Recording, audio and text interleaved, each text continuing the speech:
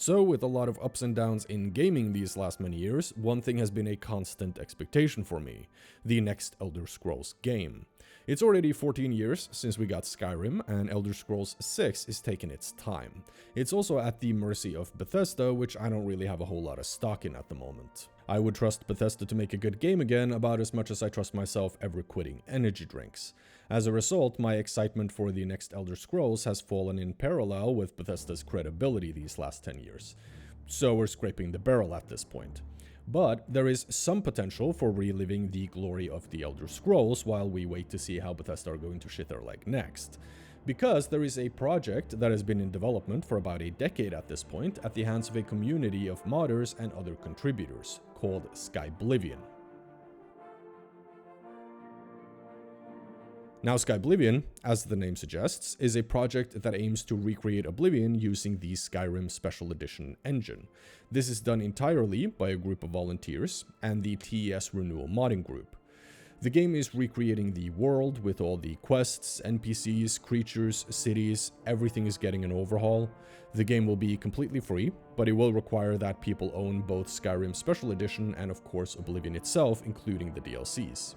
And I've been itching for the last year and a half or so to replay Oblivion for the first time in probably 15 or 16 years, but I have resisted installing and playing the original in favor of waiting for this game to release ever since they announced their 2025 release year.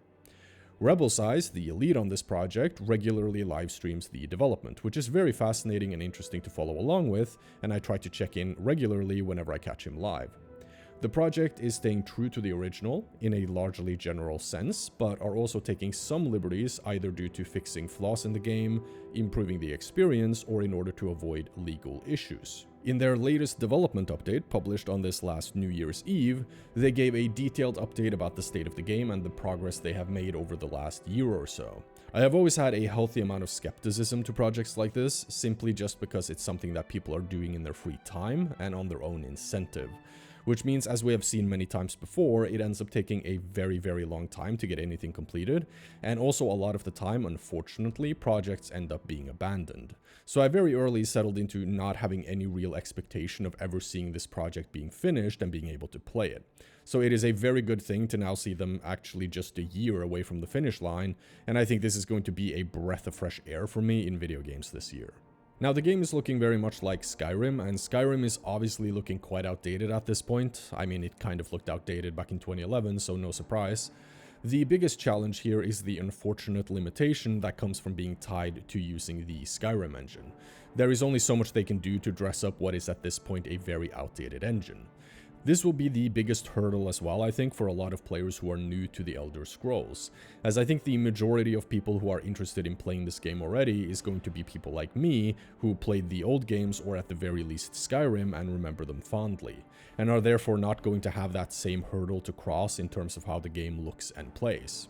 However, they are remaking a massive amount of assets, which I think is going to help freshen up the game visually, despite the outdated engine. And I'm honestly very impressed. The game looks really good, way better than I thought it could. So the team clearly knows what they're doing and how to work their magic. And I hope that people will be able to appreciate that and still feel like they want to give this game a shot, because people should be appreciating and enjoying older games, because frankly, that's where most of the quality is to be found these days.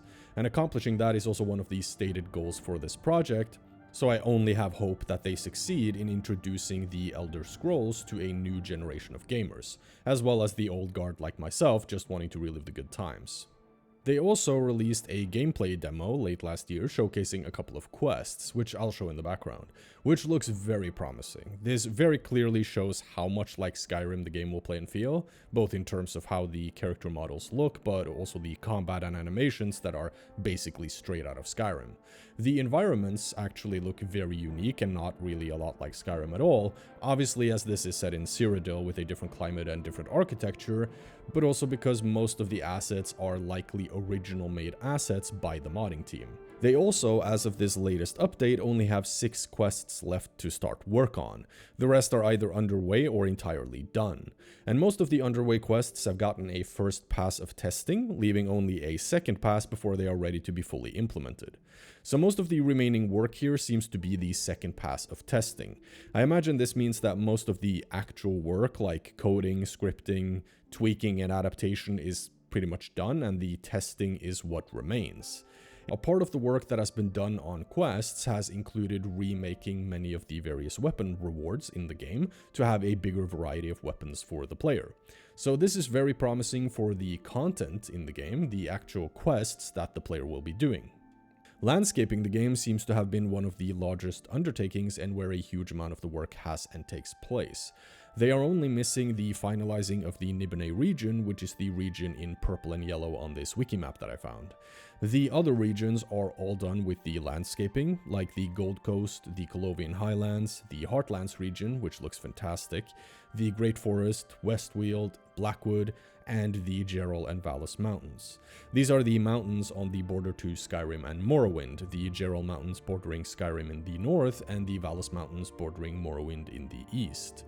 I also noticed that the Blackwood has 803 cells, which is quite a bit more than the other regions, who are sitting at 405 to 526 cells each, besides the Nibene Basin, which sits in between them at 674 cells, which I guess could mean it's either bigger or maybe just more complex than the other regions. If anyone knows what this likely means, then let me know in the comments. The map is apparently about a third bigger than Skyrim's, which sounds pretty damn good. They have a focus on handcrafting the details around the entire map and have stated that the entire map is bespoke. The city of Anvil is finalized, but this is also one of the examples of them taking some creative liberties with the game, as this city has been re-envisioned according to the original concept art for the city, according to the modders, but I did struggle to find any of this said concept art, so I'll take their word for it. We can, however, clearly see that it is looking very good and updated compared to the original from 2006. They also finished the city of Bruma, as well as the Cloud Ruler Temple, which has gotten an expansion compared to its Oblivion original. It sounds like they have some work left on the Imperial City, as well as some work that will follow on the Imperial Isle as well.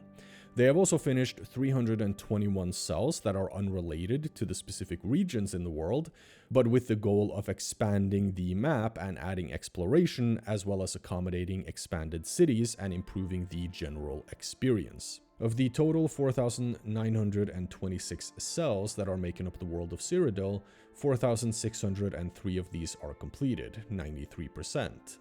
2,198 of these cells are also nav-meshed, that's 44%. Nav meshes or navigation meshes are basically what makes the artificial intelligence, like NPCs in a game, able to navigate around the game world. It tells the non-player characters where they can move. That's about the best explanation I'm capable of giving for it. So by far most of the unfinished work here is the nav meshing, which as far as I understand it, if I understand it correctly, is a relatively straightforward process and will only take a fraction of the time the actual landscaping has. I imagine you are also very reliant on the landscaping being done in order to accurately nav mesh, so it makes sense that the nav meshing is only 44% done, as this is then likely to be one of the last things you would do for this type of project. The interiors are very well on the way to being done. It looks to me around 80% of the way there. They have 11 out of 20 unique world spaces done, 3 out of 11 Oblivion realms are done, and they also have a goal to add more of these realms if they have the time to add more diversity, which sounds very promising. 19% of the interiors are nav-meshed and 12% of the unique world spaces are. Most 95% of the 3D objects seem to be completed as well. Apparently they need to remake all 2,508 unique 3D objects in order to comply with the legal requirements for publishing the game. This is what I suspect has been the biggest undertaking for this project, because that sounds like a massive amount of work. The game obviously uses the original Oblivion music, but they have also added 24 new freshly composed tracks to the soundtrack. One track for each of the regions in the world, plus some exploration tracks both for night and day, and some ambient tracks for the Oblivion realms, plus some boss music. Regarding DLC, they have said that they are going to look into this after they have finished and released the main game, and I'm glad to hear that they are just focusing on that for the moment. So all in all, this is looking really good, and they are more than likely going to hit their final release this year, and it looks to me like this is how I'm going to be spending a month or two of my life when this comes out. I'm very glad to see projects like this and to see them succeed, and I hope people cherish and appreciate this and the work that these guys have put in. But it also makes me quite sad and sort of disillusioned, as the golden age of gaming is apparently just over and we aren't getting games like this anymore. It speaks volumes, I think, when for me, and I'm sure many others, the news of a modding team releasing basically a remaster of a 19-year-old game gets me more excited than any new game announced in the last 10 years. Maybe I'm getting old, sure, but it feels like the spark and magic that games like Oblivion had and that these guys are now recreating is just in a time past. Part of it is nostalgia, obviously, but part is also just this timeless character that games like Oblivion had. Anyways, I just wanted to make this video about this project, hopefully get some more people interested and excited to play this game when it comes out later this year, because I do really think it deserves to be played, and hopefully also some people who have never had the experience of playing Elder Scrolls, or at the very least Oblivion. So I hope you found this video interesting, thank you for watching, and I will see you in the next one. Take care.